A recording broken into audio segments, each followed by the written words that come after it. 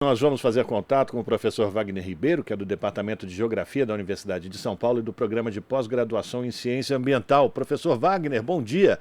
Prazer voltar a falar com o senhor. Prazer é meu, Rafael. Bom dia quem nos acompanha. Vamos falar sobre os focos de queimadas registradas na Amazônia Legal, que em maio deste ano teve um crescimento de 40% quando comparado com o registrado no mesmo mês de 2020, segundo dados do Instituto Nacional de Pesquisas Espaciais. A situação continua cada vez mais grave, apesar de todo o discurso que o presidente Jair Bolsonaro tenta passar para a comunidade internacional. Os dados mostram justamente o contrário, né, professor? Como é que a gente avalia essa situação? Muita preocupação, né, Rafael? A gente observa um crescente no desmatamento. Cada mês nós temos um novo lamentável recorde de aumento do desmatamento, o que compromete claramente, né, o discurso feito pelo presidente Bolsonaro, por exemplo, agora no mês de abril, na cúpula do clima convocado pelo Joe Biden, por exemplo.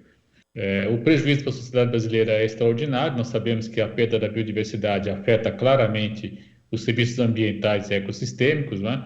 Um dos efeitos certamente pode ser associado já a essa seca bastante aguda que nós estamos tendo no sul e sudeste do Brasil. É evidente, nós já falamos isso várias vezes, esse é um argumento que vem dos anos 80, só do século passado, o famoso rio voador.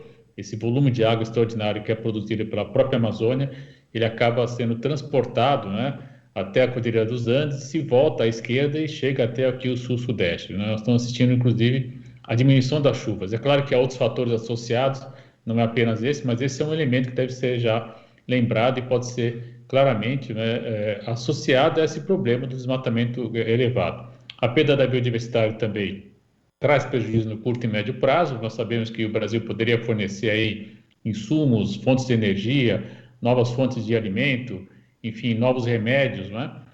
E ao invés disso, estamos perdendo esse acervo de informação genética, que é muito importante, que coloca o Brasil numa posição de destaque, pensando em termos aos demais países do mundo. São só 17 países megadiversos no planeta. Afeta também as comunidades originárias que vivem nessas áreas. E há um dado novo nesse levantamento realizado recentemente, é que, além das invasões em terras devolutas, né, em florestas devolutas, foi detectado também um aumento, Rafael, isso gera preocupação, em áreas privadas, né, justamente nessa área de expansão vinculada aí ao assaltamento da ligação entre Manaus e Porto Velho.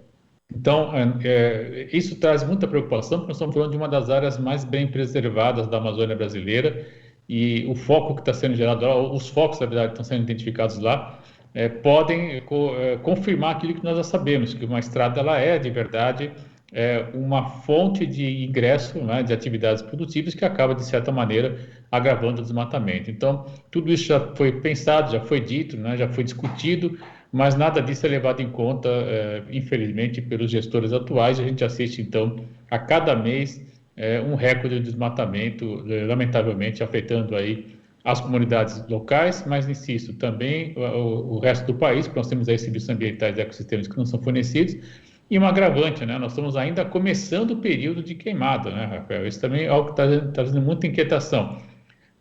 Nós sabemos que esse período vai até setembro, agosto, setembro desse ano.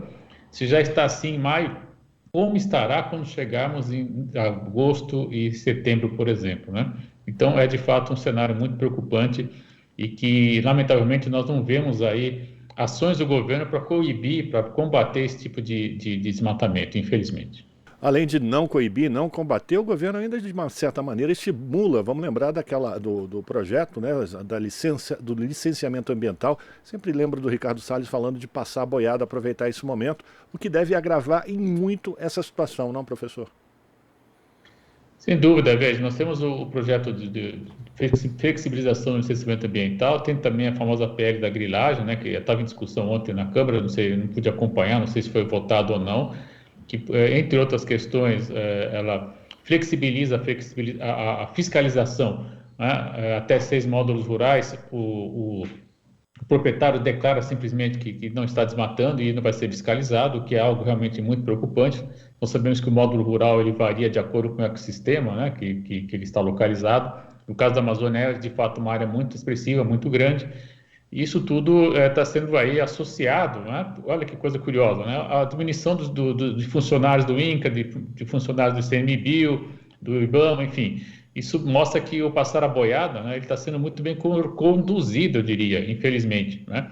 Primeiro você esvazia as instituições, depois você argumenta, olha, como não tem gente, vamos então tirar a obrigação da fiscalização em loco, né? Já que não tem pessoal para fazer isso. Vamos fazer por imagem satélite. A imagem satélite é eficiente? Sim, mas nós sabemos que em algumas situações pode haver sombreamento, né? Pode haver nuvens, e a partir daí você não consegue detectar efetivamente o que está ocorrendo no terreno.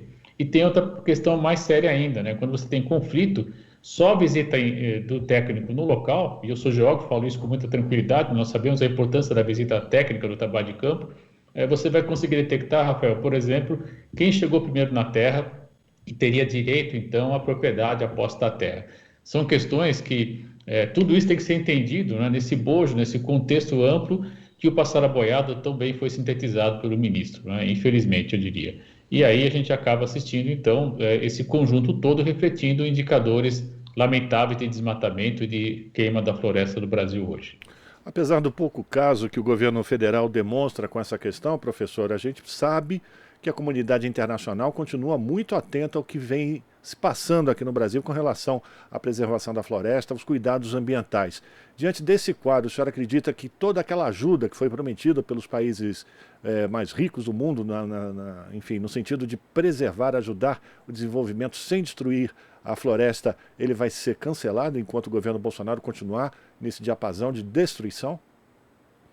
Não há dúvida, Rafael, porque nós sabemos que entre as consequências, eu estava dizendo das consequências na escala local e escala nacional, mas na escala internacional nós temos aí o aumento da emissão de gás de efeito estufa, né, que faz com que nós tenhamos aí o agravamento do aquecimento global. E hoje uma das pautas internacionais, né, da ordem ambiental internacional é sem dúvida o combate ao aquecimento global, e o Brasil, que era um país que tinha um modelo, né, de uso da floresta, é preciso dizer, né, sustentável, onde por meio de pactos envolvendo o setor produtivo, envolvendo aí proprietários de terra, envolvendo setor de comércio, nós conseguimos durante algum tempo, né, até 2013, reduzir bastante o desmatamento, mantendo a atividade.